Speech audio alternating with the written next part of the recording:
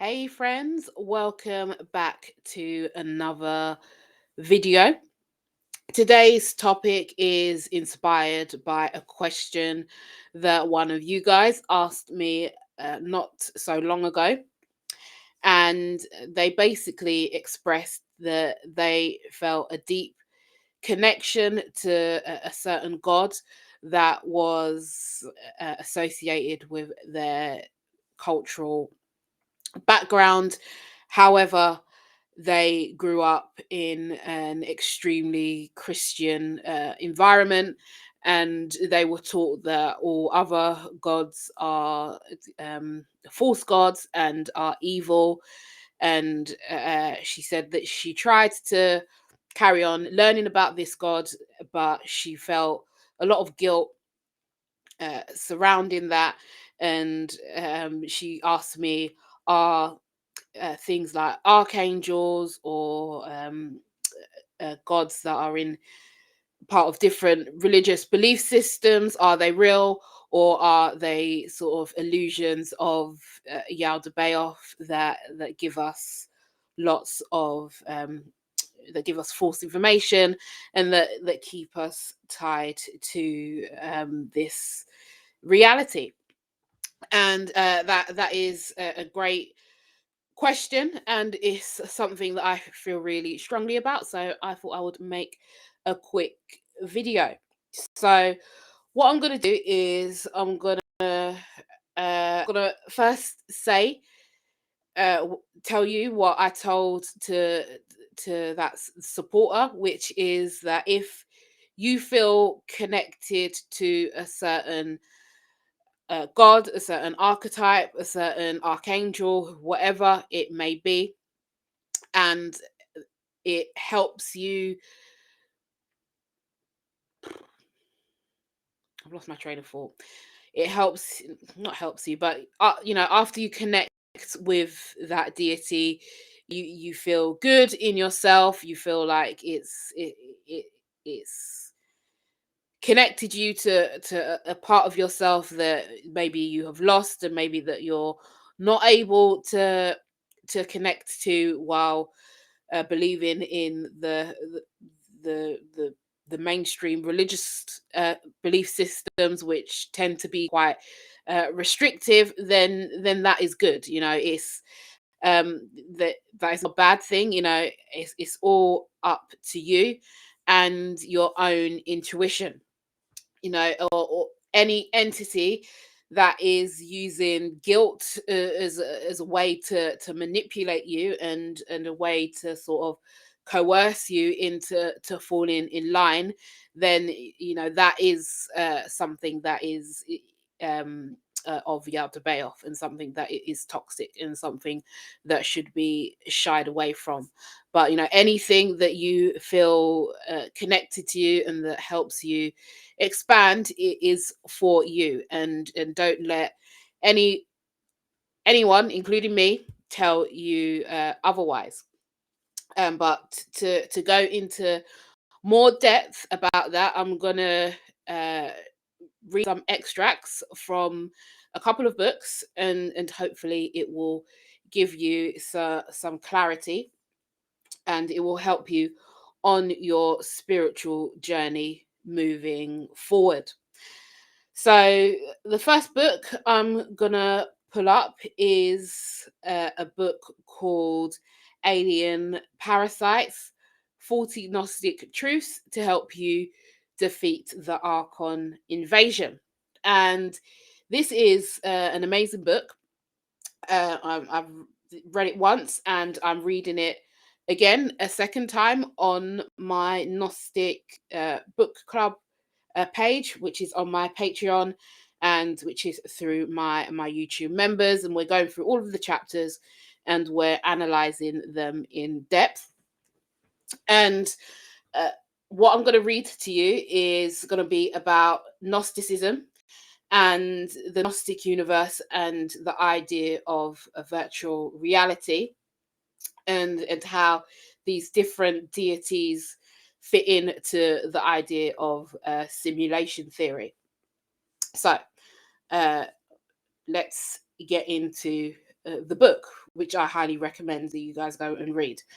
And it says, the Gnostic universe is divided into levels, realms, and what some call hierarchies.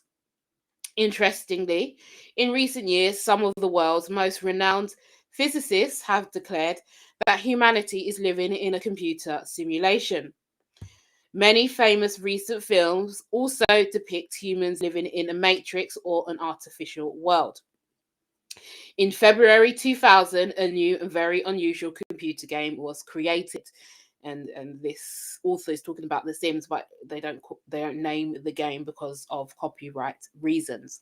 And it says, even the word game is not an adequate word to describe this computer program. Sorry. The name of this program is now world famous. This program has no defined objectives. The player creates individual people and places them in houses and directs their moods and satisfies their desires. The player can control the daily activities of these virtual humans. By March 2002, the game has sold more than 11.3 million copies, making it the best-selling personal computer game in history. The characters in this game advance through 6 stages of life, from infancy to old age and subsequent death. Each character exhibits wants and needs and fears according to their aspirations and personality. Throughout the ensuing years, this new game has continued to develop in sophistication and complexity. New people have been added, personality development, where the people have desires and goals that they pursue in gradual steps, just as they do in humans' real life. And they says it has specific days of the week, vacation days, weekends for children where they can relax and play at home. The characters in the game can leave the house and visit other locations. They can also obtain job promotions and so forth. In the most recent version of the game, the reality that the character lives in takes place in real time, and real time is needed to complete the action. In other words, in most other video games, movies, and television shows, the program can skip ahead several hours, days, and even years while you are watching the video game or show. And the film that we're watching, or the game that you're playing, or whatever it may be, represents a character's entire life. But the author says, however, with the new version of this computer game, the player must spend the exact amount of time that his or her character spends in real life.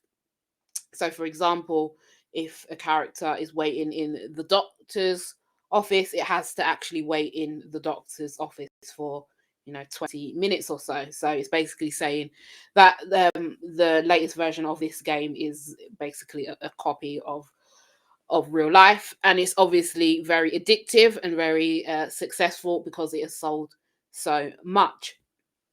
It says, in addition, players can now progress through 55 levels, create up to 35 characters, create town maps, construct buildings, plant, bake, marry, have pets, and even have a baby. The computer game is the best-selling game of all time, with the original version selling 16 million units. Thus, when scientists and other great thinkers of modern times say that humanity lives in a virtual reality universe, it is obvious that if humanity can create a world like this best-selling computer program game, uh, it is and that people can just run on their home computers or whatever. An extraterrestrial civilization, 1,000 years more advanced than the human race, could easily create a computer game that would be indistinguishable from what humans now call everyday reality. And that is absolutely true. There have been many philosophers, many great thinkers, many scientists now that are telling us that we live in a virtual reality computer program. And as technology develops, it's becoming more and more obvious and less far-fetched that is actually the truth. And the author's basically saying, look at games like The Sims, and how realistic that is becoming. We can just run that on a PlayStation or a computer. So in the future, technology is going to be absolutely insane compared to what we have now. Um, so it says, with the amazing advances that the world has seen in computer video gaming during the last 50 years, there are no limits to the degrees of development and sophistication that future computer programmers will attain. Leading scientists and philosophers such as Nick Bostrom contend that if an advanced civilization created us, most probably this advanced civilization is also a creation of an even more advanced civilization, and that this even more advanced civilization is also the result of an even more advanced civilization. This almost endless repetition must still have an ultimate programmer. Some scientists say that for some reason, an advanced alien race might create such a computer game in order to see how their very remote ancestors, so ancestors who lived thousands of years ago, lived and evolved. This is called an ancestor simulation, or planet Earth, I call it. And it says perhaps a very advanced race of aliens no longer need physical bodies. A being from such an advanced alien race may want to create an ancestor simulation program to experience what life was like when they had physical bodies, made love, felt physical pleasure and pain, and had to work for a living. The creation of artificial realities is not much different from how people enjoy today's movies depicting life in ancient Egypt, life during the Middle Ages, life in various world wars, or life during the Renaissance. And the author believes that humanity is living in a virtual reality universe or a video game created by a civilization that are approximately 1 to 100,000 years older than the human race, and that they themselves are also in a virtual reality.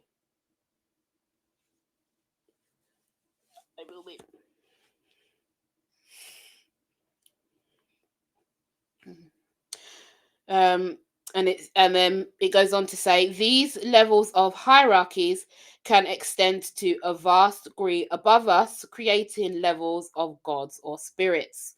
And this is the important part that I want to hone in on when we are connecting to these gods or spirits. So this author has says there are lower level gods and goddesses who dwell in the lower astral realm. Some, such as those found in belief systems such as Santiera, Haitian Voodoo, Paolo Mayombe, Santa Muerte, I can't pronounce these words, Candomblé, Esu or Ishu in the Yoruba language. The Yoruba have the Orishas, um, and it goes on to list gods and goddesses from various different traditions. And then it says there are also intermediate spirits, such as angels and archangels, and a still higher being called by various names, such as Yahweh, El, and Allah, who is the demiurge. The programmers of this simulation also created demons and fallen angels. Okay, so just to recap, the author, just like I have said many times, believes that we live in a simulation, and it's a simulation that is not dissimilar from a computer game like The Sims, where there is a creator that is able to create a world in great detail that is becoming more and more indistinguishable from our real life. And they also believe that there is some sort of creator spirit that has manufactured this reality that we live in, and they're experiencing life through us, possibly because they became so advanced that they forgot what it was like to have a physical body and feel physical sensations. So they immersed themselves into this reality through us, a little bit like watching a documentary that is extremely interactive in experience. And that also kind of explains why people do certain things that are out of character. We could be physically possessed by these older or advanced alien entities. And this is what this book explores in great detail. And it goes on to say, because there are so many levels in this gigantic video game, people pray to beings on the lower and intermediate levels, as they are often easier to contact than the more exalted beings. Okay, so that's the reason why we feel connected to certain beings, that relate to our culture or whatnot. Me personally, I am really connected to Lilith and Oshun. She's the Yoruba deity, the goddess of water and emotion and that stuff. And obviously Lilith from the epic of Ben Shira, I believe she's from. And she comes through in much of my artwork and stuff, and I'm feel connected to both of those deities' strength and their sort of like rebellious nature, and their emotion and the culture and stuff like that. And you guys may have your own connection to different deities from different religions or different cultures as well. And ultimately, from a simulation theory perspective, they are just higher levels. They are entities who have mastered certain levels of the game, and they have more awareness than us as humans, and they're reaching out to us and through us uh, through the religious stories that we hear about them, or through different forms of inspiration to help us. um, and just because they are entities that are outside of the mainstream does not necessarily mean that they're evil. And just because there are entities that are inside of the mainstream doesn't mean that they're necessarily good. It all differs from person to person. Okay. um and it says, for example, these lower and intermediate beings often respond to human and animal blood sacrifice, and that's a whole nother subject in itself. Offerings of large amounts of gold or money, flagellation, fasting, and other offers of material goods such as flowers, food, and incense. And that's what building altars and rituals is all about. And it says that the public hopes that by petitioning the beings on the intermediate level, so saints, angels, and archangels, their requests will be transmitted to the supreme reality of this reality, or the ultimate creator of the game. In other words, in reality, when people are asking, let me start again. In reality, people are asking the intermediate level programmers to change the program. When people pray for a miracle, they are really praying that the computer code of one of the levels will change to give them what they want. And it is entirely possible that that request will happen. And it says they are trying to contact and influence the intermediate programmers when they pray. Maybe the programmers are human beings a million years into the future. You never know. And then it goes on to say, some of you might be wondering, how can intermediate levels or how can intermediate level beings see or experience this artificial life? The answer is that people already have virtual reality goggles through which they can view in 3 dimensions sporting events on the opposite side of the world. Today, you can purchase equipment that enables you to watch and listen to a professional basketball game that takes place in the United States while you are in your bedroom in Japan by wearing virtual reality goggles and headphones. Imagine the authenticity, accuracy, and realism of a virtual reality that a civilization 1,000 years more advanced than humankind can produce, which is definitely true when we have things like VR goggles and The Sims. It says currently manufacturers of VR products are working on new technologies that will make it impossible for your human senses to detect the difference between the reality you experience in everyday life and the virtual reality you will experience when you use their products. These manufacturers are also working on gloves and other interfaces so that you can feel the virtual people and objects that you touch. The advanced and probably for the most part benevolent aliens or intermediate programmers are not creating computer games in an ordinary sense of the term.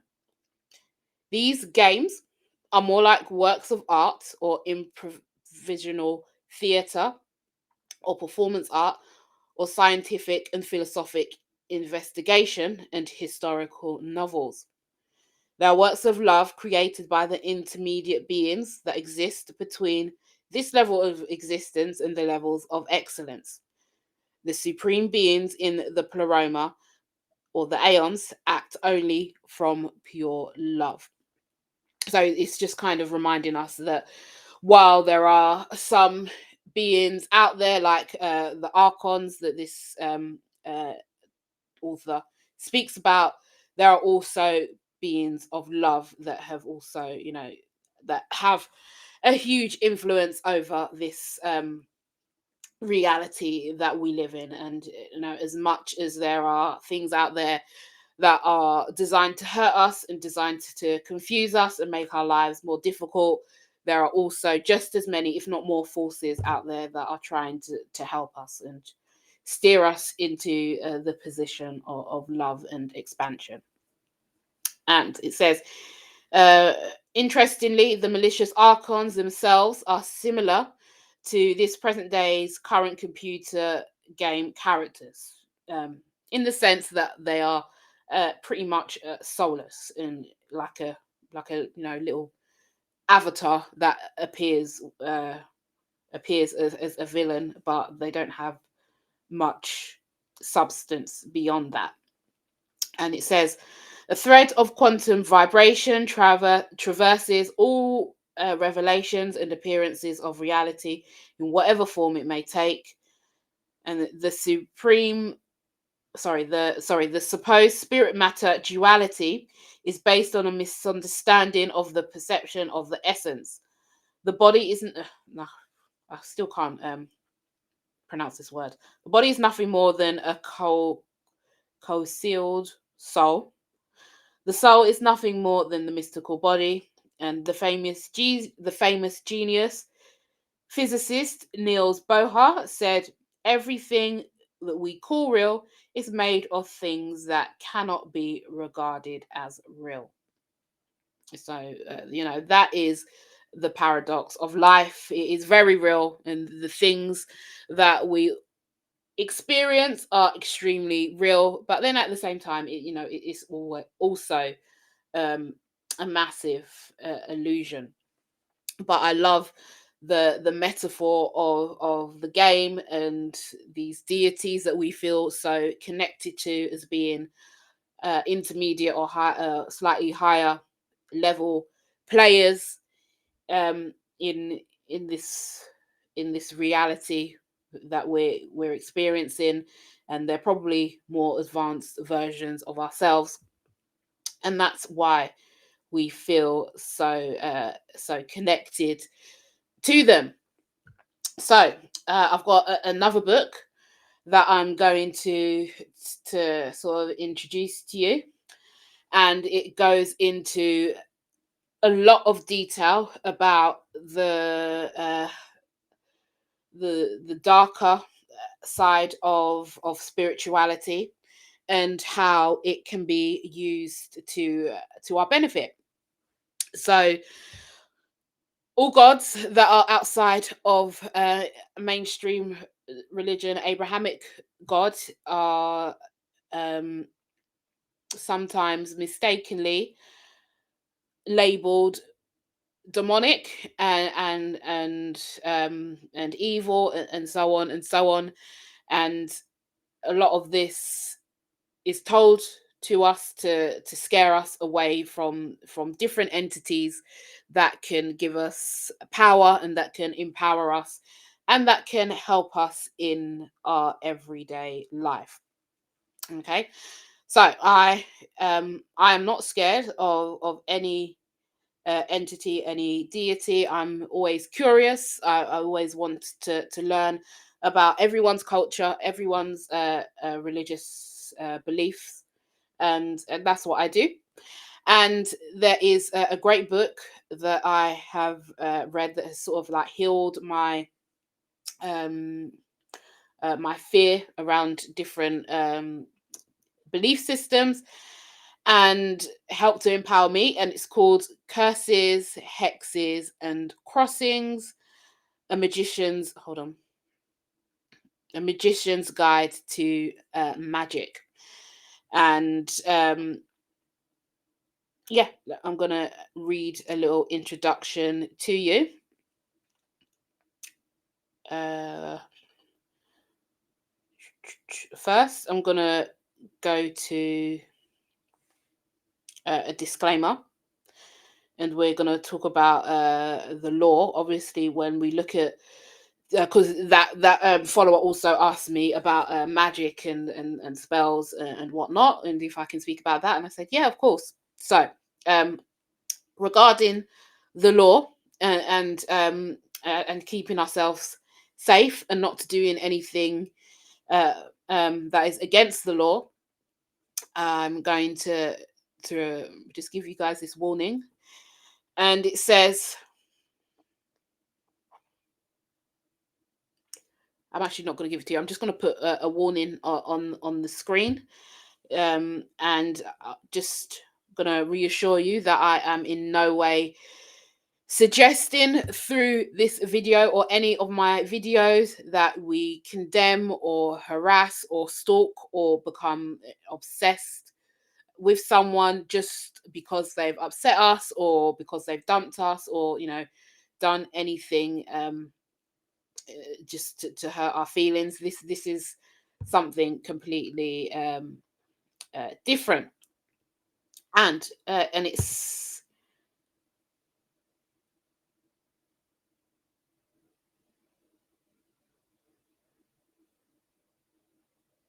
and I'm just going to read some of the introduction from the author of this book, and it says, those that know me know that I have a fondness for execration.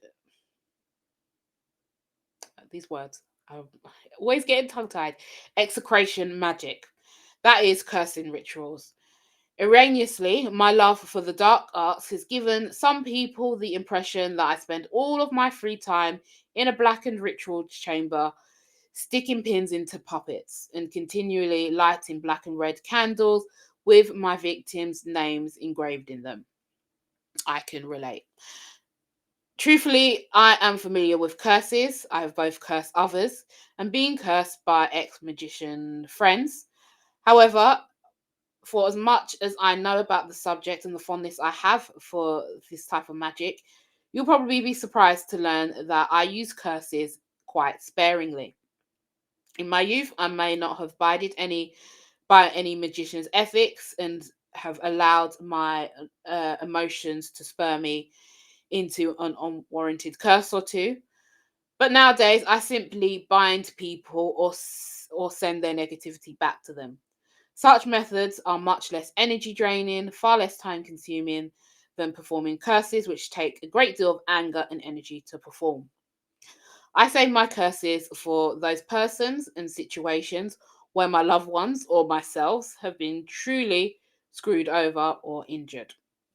And again, I reiterate, this is not just for someone that has upset you. Curses are for someone who has sort of done the unforgivable.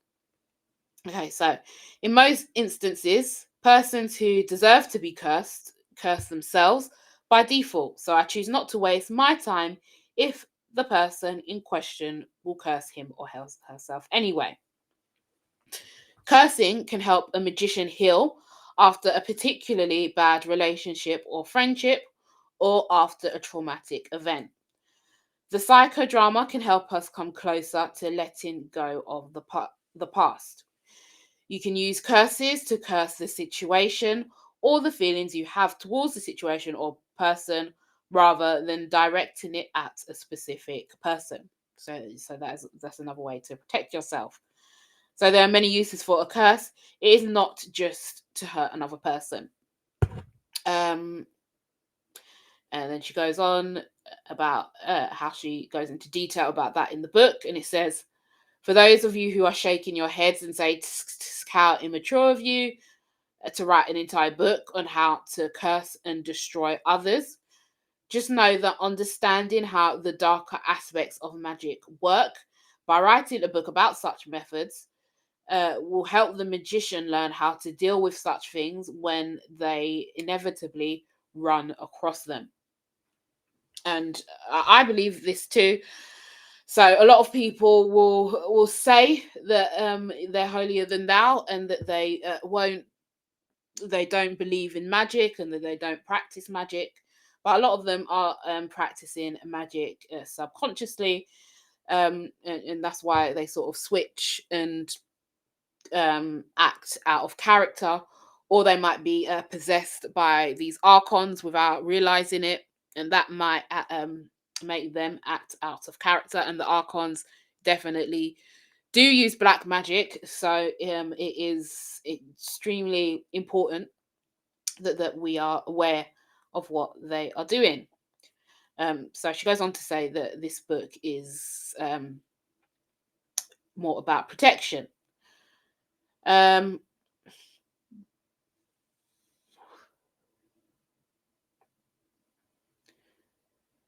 I'm not going to read all of it. She goes on to say about how she didn't go looking to be a magician, but she was naturally psychic, and all of these things started happening to her sort of against her will.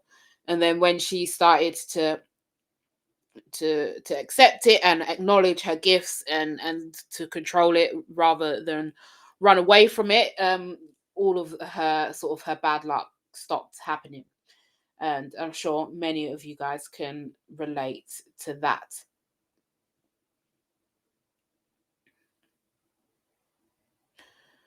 And she says that I learned there's a significant psychology to the act of cursing, just as there is with the act of any magic. So, and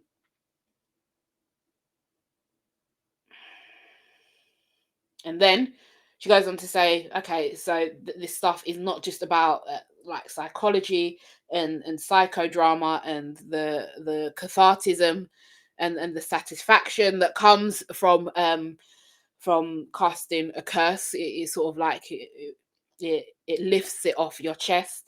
she says that it can also bring about real results. And I have definitely um, experienced that myself. And it says, first, let me say that you should never underestimate the psychological effects of magic to manifest change around you. Secondly, let me say that I have seen some curses work with such potency that I have no scientific explanation except meaningful coincidence. And again, it goes back to what we were saying about uh, part of creating a curse or a hex or something like that is you have to appease to those intermediate level programmers of the game. So while there is no scientific explanation as to why a curse or a hex works, the ideas that we explored before in the simulation theory, where your future version of yourself um in the form of whatever god or goddess you feel connected to, you know, will want to naturally protect you. So if someone does you wrong and you reach out to them and you ask them for help in that way, they can alter this reality so that it twists to your favor, and so that it brings about balance. And you know, that's something that I believe in very strongly. And the author, she says, some may call this karmic justice, and basically we all get what we deserve in the end.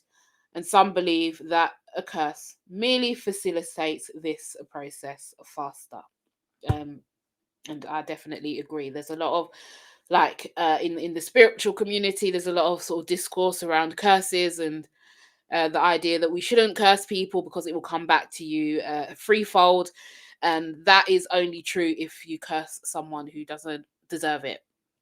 You know, if you curse someone or hex someone and they have genuinely done you wrong, then nothing is going to happen to you. So please don't be afraid uh, of this information. And it says, so how does it facilitate this process faster?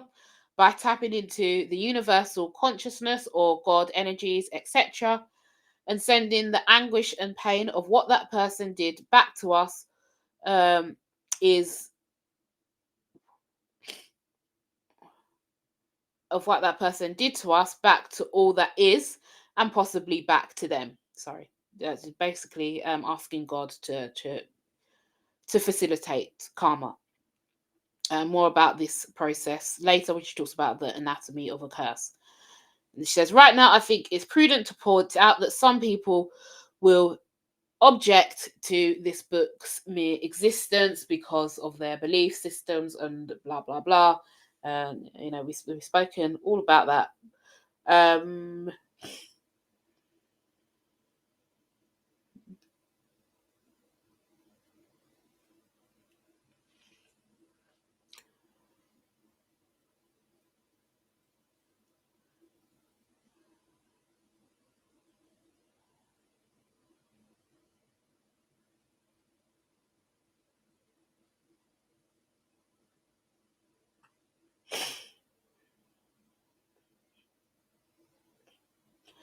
and yeah, and she just introduces that she's going to speak about both the positive and negative sides of magic. Um, and quickly, I'm just going to go into the anatomy of a curse. Um, and what is a curse? Some people call it black magic. Many people have been killed for it. If anything, a curse is one of those things that people don't like to talk about. And there are a few books about out there talking about curses and whatnot. And cursing is essentially a passive aggressive way to let out anger, frustration, and physically and metaphysically hurt another person who has hurt you first. And you know, there's a certain formula to a curse, and she explains it. So there's different ways of banishing. You can do exorcism, dispelling negativity, protection, and you can also curse yourself positively. You can, put a protection curse on yourself, and so on. And a hex is a less severe uh, version of a curse, and you can, it's more sort of like putting a bad luck train on them, and then a cross is sort of even less severe than that. um and i'm not a I'm not a professional on curses and hexes and all of the terminology in there, but what I do know is that this book is really good at teaching you how to connect to whatever deity that you feel most comfortable with, and we can very much manipulate this reality to work in our favor. And we don't have to have all of the witch's cauldron and the millions of herbs and spices and crystals. We can very much influence this reality with our subconscious mind, and that's all karma is. So like I explained to the young lady that was reaching out for me for help, all karma is the subconscious mind casting a curse, and that curse working.